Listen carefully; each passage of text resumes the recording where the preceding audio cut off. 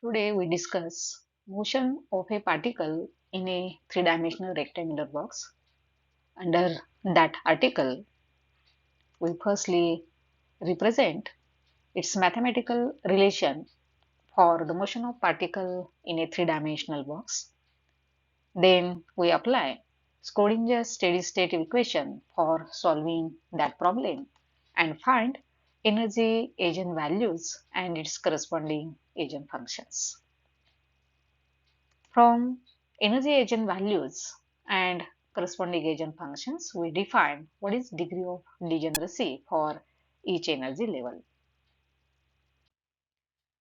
In earlier lecture, we discuss the motion of particle in a one-dimensional rigid box.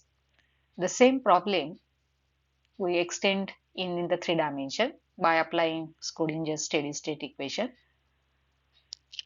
Here, we suppose that the particle is confined to move in a rectangular box. That box has edge length A along x-axis, B along y-axis and C along z-axis. If the particle is trapped inside the box, we study its behavior by applying quantum treatment. Firstly, we represent the mathematical representation of the moving particle in a three-dimensional rigid box. For that, we suppose if the particle is moving in the box, its potential energy is zero. But outside the particle, its potential energy is to be infinite. That representation is given here.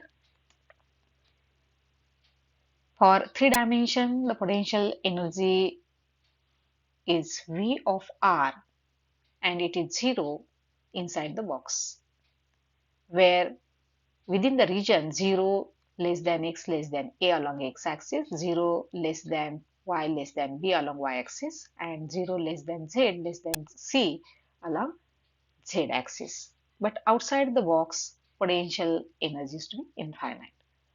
That problem we have to solve by using Schrodinger's steady-state equation using Cartesian coordinate system. Hence, firstly, we write what is the Schrodinger's steady-state equation for the motion of particle in a three-dimensional box. That equation is del square psi of r plus 2m by h cross square into bracket e minus v of r psi of r equal to 0. That steady-state equation we write in terms of the potential energy and the total energy. For the motion of particle in a box, its potential energy is 0, that we define in that relation. So keep v of r 0 and simplify this equation. It becomes del square psi of r plus 2m by h cross square e psi of r equal to 0 only inside the box. Here twice m e divided by h cross square, we replace one constant and that constant is k square. Therefore, in terms of constant, the equation becomes del square psi of r plus k square psi equal to 0. That k square is written here, as well as del square term is the Laplacian operator. We define dabba square psi by dabba x square plus dabba square psi by dabba y square plus dabba square psi by dabba z square plus k square psi of r. Here the k we write under root twice me by h cross square. E is the total energy. That total energy also split along x, y, z axis and its total components gives the total energy, that is E is equal to Ex plus Ey plus Ez. Similarly, k square also we write in terms of three components, constant components, k1 square plus k2 square plus k3 square. Now we solve that equation del square psi of r plus k square psi. If we substitute the del square and we have to Separate psi of r into three independent coordinates like psi1x, psi2y, and psi3z. Psi of r is equal to psi1x into psi2y into psi3z. Psi, which represent the probability of a function which we represent for the particle in a three-dimensional box. Now, if psi of r we differentiate twice, we get the value of the first term, dabba square psi by dabba x square. Similarly, differentiate the same term with respect to y, we get the second term. And if we differentiate psi term twice with respect to z, we get the third term. In that manner, we write the three terms separately from differentiation of the equation number 4 with respect to x, y, z. Here, the partial term dabba square psi by dabba x square. This is the partial differential equation, but each term is independent. Therefore, the partial differentiation first term we directly write in the perfect differentiation. That is dabba square psi by dabba x square. If we differentiate psi of r with respect to x only, the two terms kept constant, psi2, psi3, and differentiate first term only psi1, and we write in the perfect differentiation of that term dabba square psi by dabba x square is equal to psi2 psi3 d square psi1 by dx square. Similarly, differentiate the same term with respect to y and z twice, we get the terms.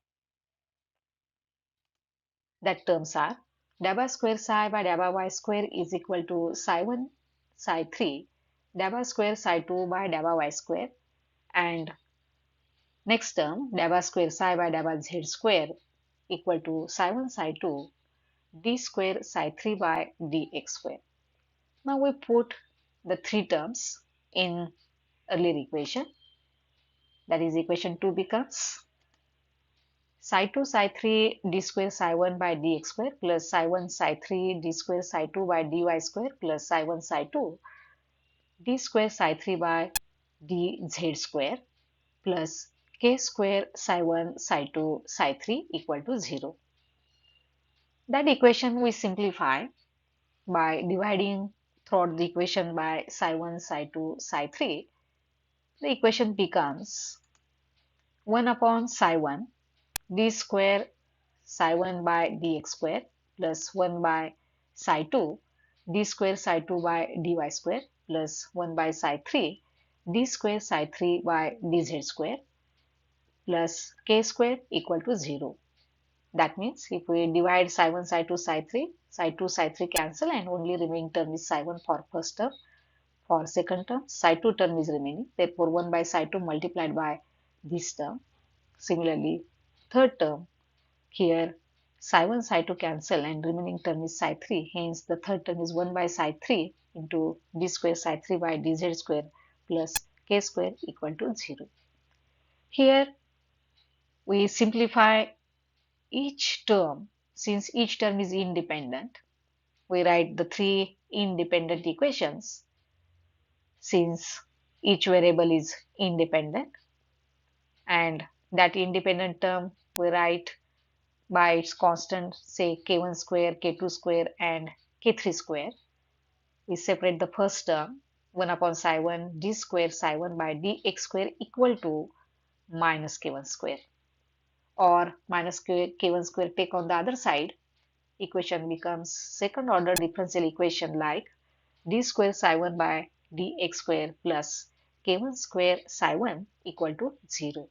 Similarly, this two terms we also write in the same manner, and we write the second differential equation d square psi2 by dy square plus k2 square psi2 equal to 0, and the third equation d square psi3 by dz square plus k3 square psi3 equal to 0. Now we solve each equation same as for the particle in one dimensional box. All the terms are same as it is for one dimensional case. Hence we solve the three equations separately and find out the result for these three equations. Solve equation 1. Equation 1 is d square psi 1 by dx square plus k1 square psi 1 equal to 0. This second order differential equation has general solution as psi 1x equal to a1 sin k1x plus b1 cos k1x, where a1, b1 are constant. That constant we determine using the boundary condition, and we know at the boundary function is continuous, means at the boundary function becomes equal to 0. Apply boundary condition x equal to 0 and x equal to a. What is the required solution for that equation that we discuss here? At first boundary x equal to 0, function is 0.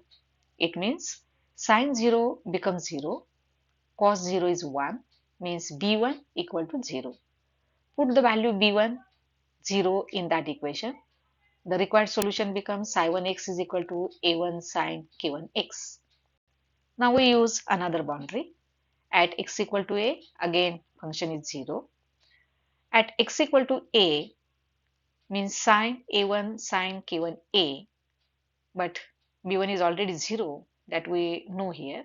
Therefore, psi 1a is equal to a1 sin k1a, but psi 1 is 0 at that boundary. Therefore, a1 sin k1 equal to 0. a1 sin k1 equal to 0, it means whether a1 equal to 0 or sin k1 equal to 0, but a1 never 0. Since if a1 is 0, we cannot consider the particle is along that axis.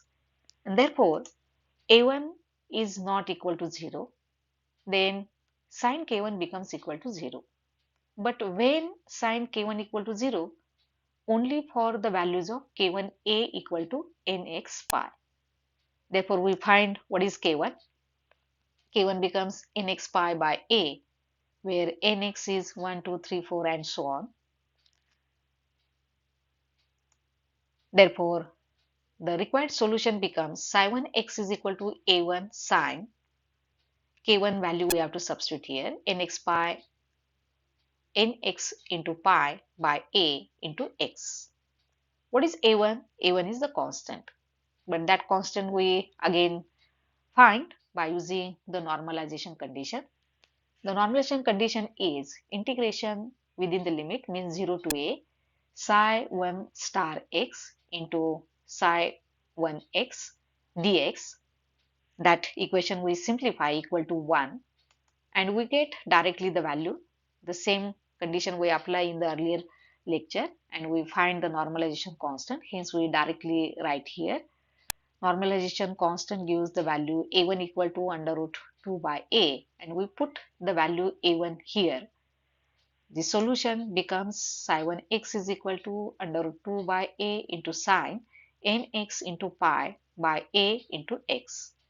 That is the solution for the equation 1. Similarly, we also find what is the solution for the second differential equation along y-axis and z-axis. That equations we also solve, and we write directly here. Psi 2y is equal to under root 2 by b into sine ny into pi by b into y, and psi 3z is equal to under root 2 by c into sine nz into pi by c into z. Now we get the three functions psi 1x, psi 2y and psi 3z independent terms. Therefore, what is the, here we find now what is the energy eigenvalue for the particle in a three-dimensional box. So we use the equation k square is equal to k1 square plus k2 square plus k3 square.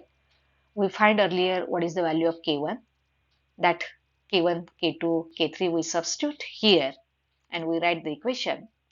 K square is twice me by h cross square, and k1 square is nx square pi square by 2a square. For k2 square, ny square pi square divided by 2b square, plus for k3 square term, nz square pi square by 2c square. Now we simplify this equation for energy agent value for the particle in a rectangular box, and that rectangular box we choose as a cube. For cube, edge length is same, a equal to b equal to c. Therefore, the above equation we simplify by taking a is equal to b equal to c, means 2a square. For second term, we write here the instead of 2b square, 2a square, and for third term, we write 2c square by 2a square.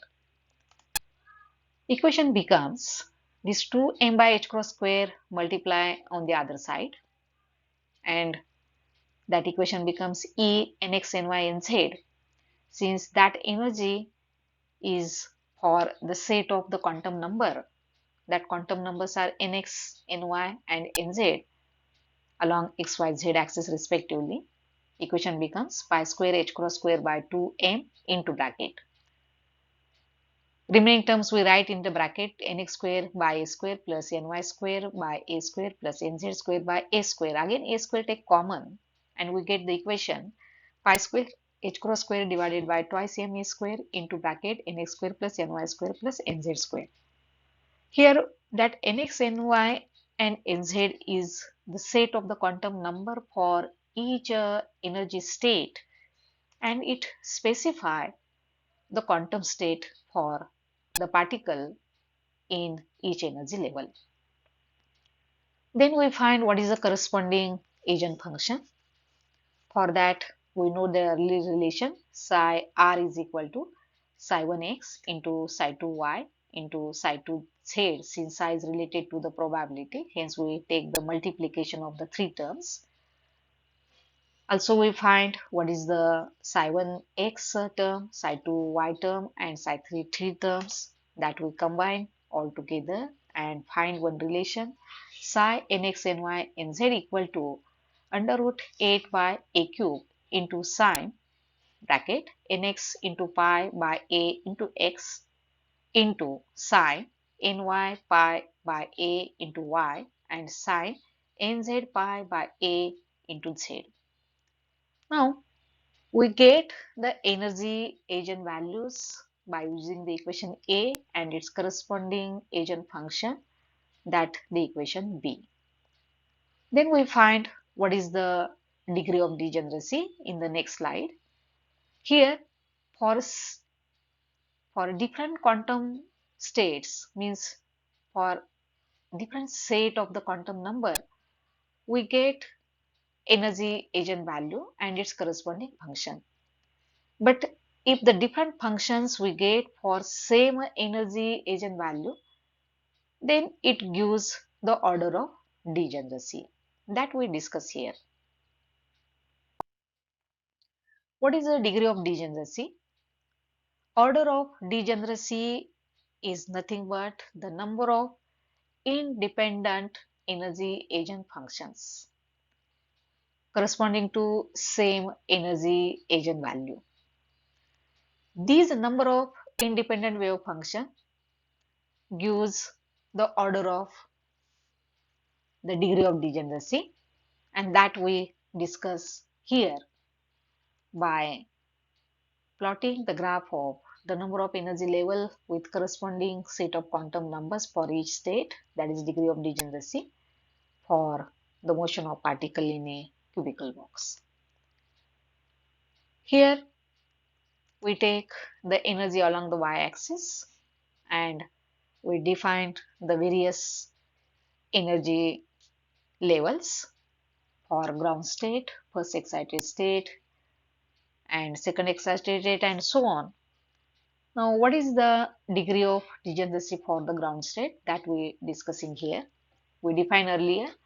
Order of degeneracy depends upon the number of energy eigenfunctions corresponding to same energy eigenvalue. If the number of energy eigenfunctions is only one for the same energy eigenvalue, the state becomes non-degenerate, since energy corresponding to the ground state is nx is 1, ny is 1, nz is 1. Therefore, 1 square plus 1 square plus 1 square, we get the 3 pi square h cross square divided by 2ma square.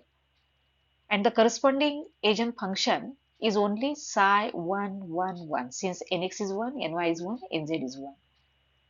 In that case, if function psi 1, 1 corresponds the same energy eigenvalue, only one function is here, and therefore that state is non-degenerate. Hence, order of degeneracy is 1. If order of degeneracy is 1, it becomes non-degenerate. Now for first excited state. For a first excited state, the integers becomes nx2, ny1, nz1. Or it may be 1, 2, 1 or 1, 1, 2. Here the energy eigenvalue is same. If we choose the integer nx, ny, nz as 2, 1, 1, the 2 square is 4 plus 1 plus 1, 6 pi square h cross square divided by 2m a square is the energy for first excited state, but that excited state gives different eigenfunctions. Now, what are the different eigenfunctions for that energy state?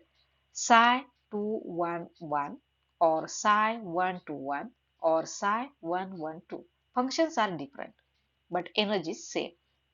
And therefore, the first excited energy state gives threefold degenerate. Hence, order of degeneracy for first excited state is 3. For ground state is 1, and if it is 1, it is non-degenerate. Similarly, for second excited state, the state of integer becomes 2, 2, 1. That is nx is 2, ny is 2, nz is 1. Or we write 1, 2, 2 or 2, 1, 2.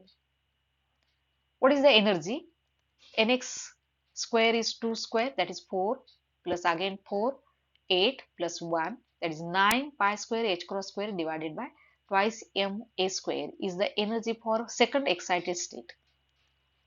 That energy corresponds different eigenfunctions. And if there are different eigenfunctions, we define what is its order. That corresponding order is again threefold degenerate. Why it is threefold degenerate? Since second excited energy state corresponds to different functions like psi 2, 2, 1, psi 1, 2, 2 and psi 2, 1, 2. Therefore, second excited state becomes threefold. Similarly, third excited state, fourth excited state and so on. The corresponding functions are different. For the next excited state, it is again threefold.